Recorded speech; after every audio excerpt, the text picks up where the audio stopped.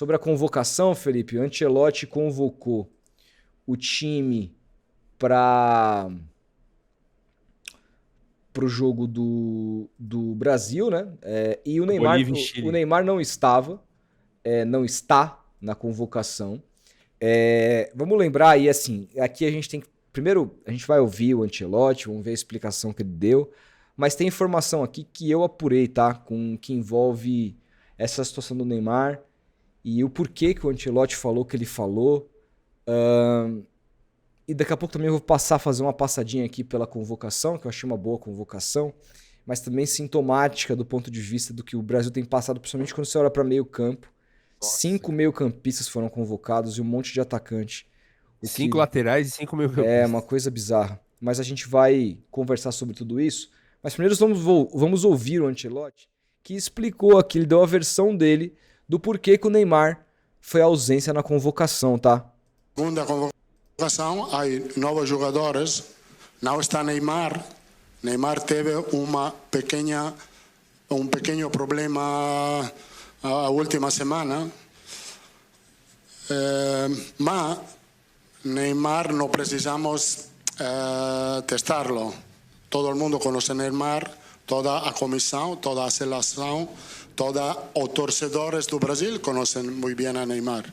Neymar tem, como todos os outros, chegar a uma boa condição física para estar e para ajudar o equipo nacional a fazer as coisas bem, a tentar de fazer o melhor na Copa do Mundo. Bom, então ele disse que o Neymar teve um problema, certo? O que aconteceu? Vamos colocar aqui a situação em ordem cronológica. Na última semana, ali, antes do jogo contra o Bahia, na sexta-feira, o GE trouxe uma informação, Felipe, dizendo que o Neymar tinha sofrido um edema na coxa e que, portanto, não seria convocado. Mas a gente tem que retroagir um pouquinho mais, porque na quarta-feira a gente recebeu aqui o Pedro Ivo, que é um dos caras, Pedro Ivo da ESPN, que é um dos caras que mais tem informação sobre CBF, e ele disse que tinha informação que o Neymar não seria convocado, isso na quarta. Né? Na sexta surge a notícia no GE. Por que ser no GE é relevante, tá? Porque hoje, e aí só vai saber quem acompanha o dia a dia do Santos, quem tem visto a cobertura do GE sobre o Santos. O GE é muito legal, a Globo do caralho, não sei o quê, mas o GE Santos, que são os profissionais que cobrem o Santos hoje, não dão uma notícia exclusiva sobre o Santos há séculos. Os profissionais que lá estão hoje no Santos servem como praticamente uma assessoria de imprensa do Santos, tá? Hoje, se o Santos quer vender uma notícia de agenda positiva, eles procuram o GE e tem aquilo publicado imediatamente. É assim que funciona hoje. Nada de exclusivo e nada contra a gestão tem saído no GE ultimamente. Uma cobertura fraquíssima, para dizer o mínimo, do GE sobre o Santos. Então, quando sai no GE essa informação, logo depois a gente saber na quarta-feira, por conta do podcast do Pedro Ivo, que o Neymar não seria contratado, eu já achei estranho. Só que aí, Felipe, na sequência, sai uma informação conflitante do GE do querido Lucas Barros, que foi, para quem não sabe, o repórter, junto com Giovanni Martinelli, responsável por cravar que o Neymar estava sendo contratado no começo do ano. O furo mundial foi dele e do Giovanni Martinelli. Esse repórter do Diário do Peixe, que é um site segmentado sobre o Santos, falou que não era verdade que o Neymar tinha se lesionado, que o Neymar não tinha lesão alguma e que o Santos esperava utilizar o Neymar tranquilamente no jogo contra o Fluminense no próximo final de semana.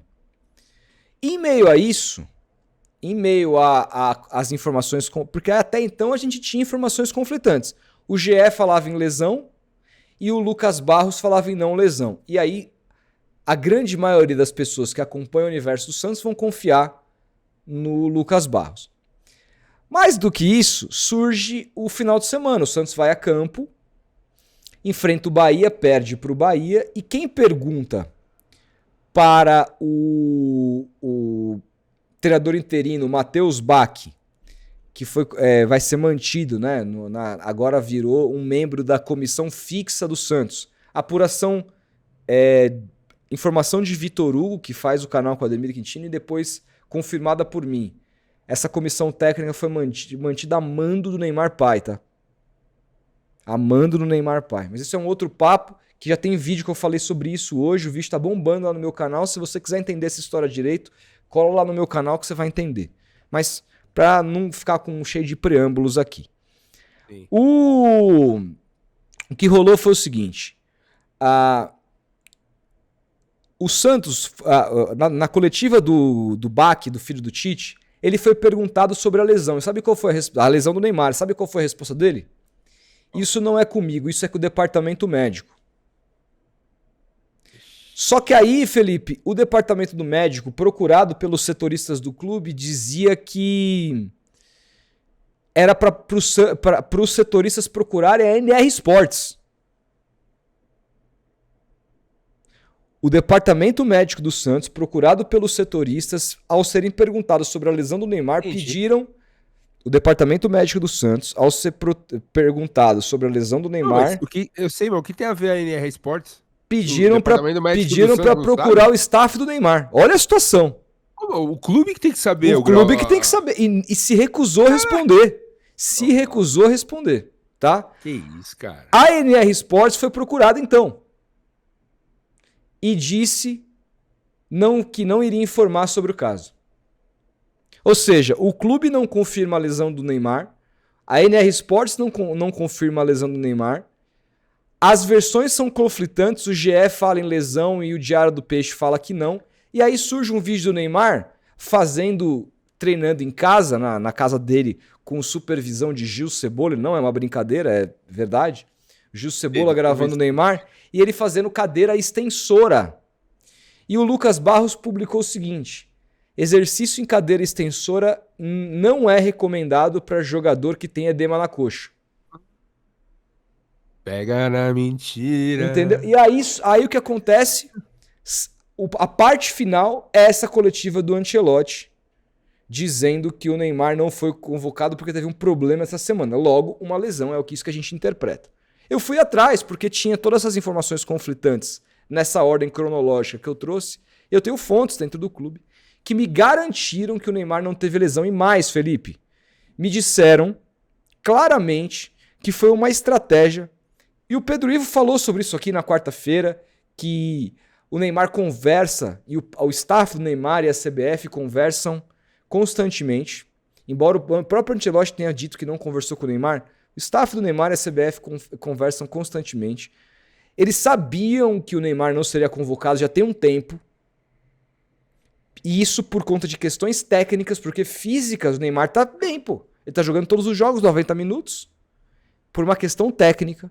Então, para abafar e para evitar o Neymar de ser massacrado, de não estar na lista, eles teriam combinado uma versão de que o Neymar teve um probleminha e que então ele não teria sido convocado por isso. Tudo para proteger o querido Neymarzinho das críticas.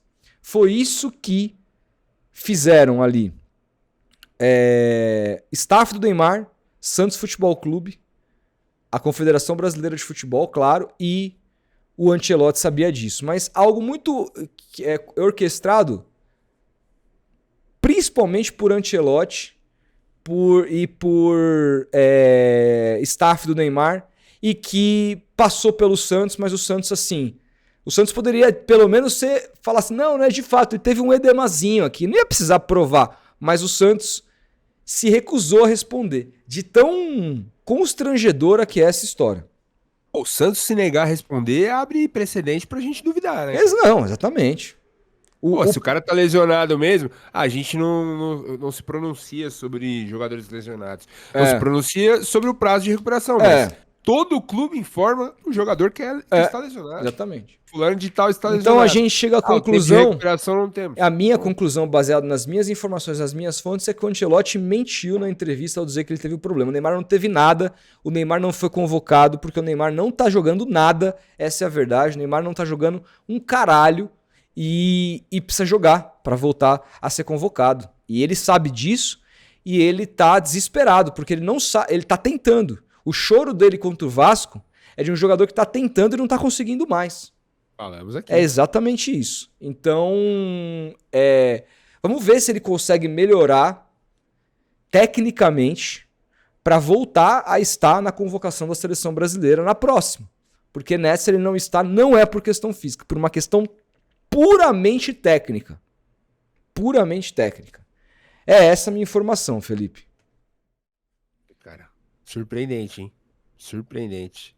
Surpreendente, assim, pelo ponto de vista A mim não surpreende nada. Não, surpreendente do ponto de vista da criatividade das pessoas em abafar uma situação, em criar uma possível lesão pra querer, sabe, tirar as... Cara, qual é o problema? Me diz, qual é o problema se não existisse nada de lesão no Neymar e ele não fosse convocado? Ele não merece. E assim, o próprio Ancelotti, eu assisti a coletiva dele no momento que estava almoçando aqui, ele disse várias vezes na coletiva que ia convocar jogadores apenas que estivessem bem, que estivessem 100%. Aí eu tava até vendo na TNT, o brilhante Vitor Sérgio Rodrigues, o VCR, pontuou bem.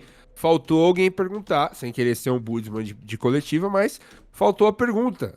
Ancelotti, o que o Neymar, por exemplo, vai precisar? Qual será o 100% do Neymar? Porque assim, a gente não tem o Neymar 100% há pelo menos uns 7, 8 anos, cara. Que o Neymar sempre na seleção brasileira ele nunca tá 100%. É raro. Foram raros os momentos que ele esteve 100% vestindo a camisa da seleção. Ou ele se lesionou no jogo, aí em Copa do Mundo, ou eliminatória, como foi contra o Uruguai, ou ele não estava bem, assim. Não estava bem fisicamente. A gente não tem o Neymar 100%. A pergunta que caberia é, o que o Neymar vai precisar fazer para estar na sua convocação? Essa pergunta não foi feita. E aí a gente fica aqui, não, né? Mas a gente fica conjecturando várias situações, vários cenários. Então, assim, é o que eu falei lá atrás, cara. E volto a repetir aqui. Ancelotti, forme uma seleção sem o Neymar. É possível. E é isso que ele tá fazendo, tá? É possível fazer um time competitivo. O Brasil tem aí bons nomes. A gente tem um problema crônico no meio de campo. Isso é um problema que requer uma discussão muito ampla e com várias camadas, que a gente já teve aí no podcast, inclusive, com o Euler Vitor, do porquê o Brasil não fabrica mais meio-campistas, que é uma questão toda que envolve a estrutura de como são as bases hoje dos clubes brasileiros, de como se pratica futebol de alto nível no Brasil, as formações táticas que a maioria dos treinadores usam e tudo mais. Cara, a gente não tem mais meio-campistas, isso é um detalhe. Mas assim, o Brasil tem bons nomes e tem técnico hoje. Tem técnico pra conseguir fazer uma boa Copa do Mundo e esquecer esse papo de Neymar. Cara, se o Neymar tiver 100%, tiver bem, tiver jogando, tiver decidindo pro Santos, algo que ele ainda não fez, se ele tiver fazendo tudo isso, aí sim, cara, aí sim é um jogador pra seleção brasileira. Agora, o que a gente falou semana passada, o cara não conseguiu passar do Paulo Henrique, velho, que é um bom lateral, um lateral ok pra futebol brasileiro. Mas assim, não conseguiu passar do cara, tomou 6 no Vasco. Esse cara tem que estar na seleção brasileira e tem que gerar esse debate todo? Óbvio que não, cara. O tomou 6 o esporte de futebol é coletivo. Acho que isso é o menor a menor das questões. O que eu acho é que individualmente... o time dele tomou 6 e ele não conseguiu fazer nada. Mas geralmente quando você toma 6, ninguém consegue fazer nada mesmo, porque 6 no 7-0, o 7-1, ninguém fez nada também pela seleção brasileira e foi um passeio. Só o Oscar, né? Fez o gol lá. Mas o meu ponto é, cara, que o argumento não é nem porque tomou 6, é porque você olha as atuações do Neymar, você vê um jogador que a única coisa que o Neymar é top 10 no campeonato de ações individuais é de jogadores que foram desarmados. Ele, assim, é 51º em dribles certos por 90 minutos. Então, assim, tem 50 caras que estão driblando melhor que ele no Campeonato Brasileiro, que é um campeonato de terceiro escalão. Então, isso diz muito. E o drible independe da coletividade e do companheiro que tá do lado. É uma ação dele contra o adversário. E o Neymar muitas vezes o drible salva a falta do coletivo. Exatamente. Né? Então, e ele não consegue mais driblar. Ele não consegue mais... mas ele bota muita gente na cara do gol e os caras perdem o gol. Em passe-chave, mesmo para gols perdidos, ele não tá também nem dentro do top 10. Não tá no top 10 de caras que dão passe-chave no campeonato. Isso são dados, isso são números, e contra números não há argumentos, né? Basta você ver o Neymar jogar hoje sem um mínimo de apreço pela figura e olhar com olhos isentos que você vai perceber que ele não é nem sombra do que foi um dia. Pode ser que seja, volte. Vamos esperar, eu tenho a expectativa dele voltar a jogar bem. Agora vai ter o trabalho do Vojvoda para tentar colocar ele numa situação dentro do campo mais favorável, mas a situação hoje é muito difícil. Só conferir aqui rapidinho a convocação, Felipe. Alisson, Bento e Hugo Souza no gol. Alexandro do Lille, que é aquele zagueiraço que jogou, né, meu? Puta que pariu. Ou melhor, né? O Alex Sandro do Flamengo na lateral esquerda. O Caio Henrique, finalmente o Caio Henrique convocado. Venho pedindo o Caio Henrique aqui há muito tempo, cara. Pode jogar no meio também. Pode jogar no meio, mas, pô, ele como lateral é ótimo, cara. Sim. Douglas Santos foi convocado, fazia tempo que ele não viu. Me surpreendeu. O Wanderson, lateral direito. Poderia chamar o Gerson, por exemplo, no lugar dele. Mas... o Wanderson, lateral direito. O Wesley, lateral direito, que já estreou com gol pela Roma. O Fabrício Bruno, do Cruzeiro, na zaga ali. Gabriel Magalhães e Marquinhos. Então a gente tá falando aqui de um zagueiro, 2, 3, 4 zagueiros. 1, 2, 3, 4, 5 laterais. Eles convocaram... deixa eu ver aqui. Quantos laterais eles convocaram, cara? 5. Mas quantos laterais esquerdos? 1, 2... 3 esquerdos e 2 direitos. Caralho, velho. Wanderson e Wesley na direita, Caio Henrique, Alexandro e Douglas Santos na esquerda. Aliás, deveria pra mim ter convocado o Luciano Juba, joga pra caralho do Bahia, velho. Se tivesse no Flamengo, tinha sido bom. Exatamente. Isso é foda. E o Ancelotti tava lá, viu o gol que o Juba fez. Andrei Santos... Não, mas assim, o Douglas Santos tá na seleção e o Gerson não. Ambos são do mesmo time, né? Pô. Mas tem que ver o desempenho, né? Quem tá assistindo o Zenit? Ele deve estar.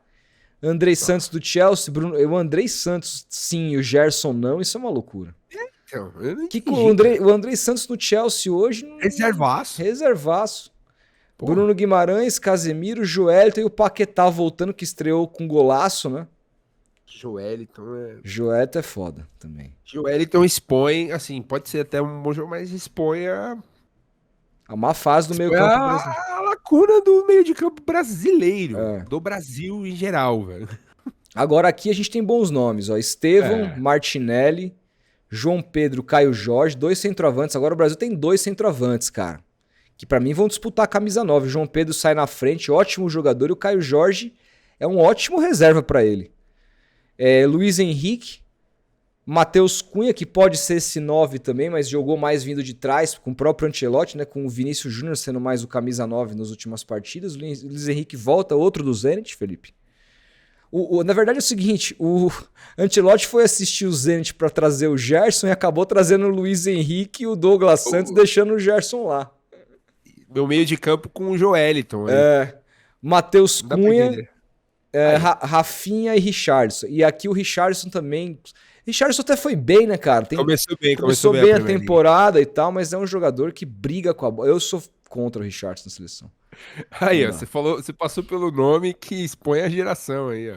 Geração Matheus Cunha. Isso é sacanagem. Estamos vivendo a geração Matheus Cunha. Isso... Mas cara.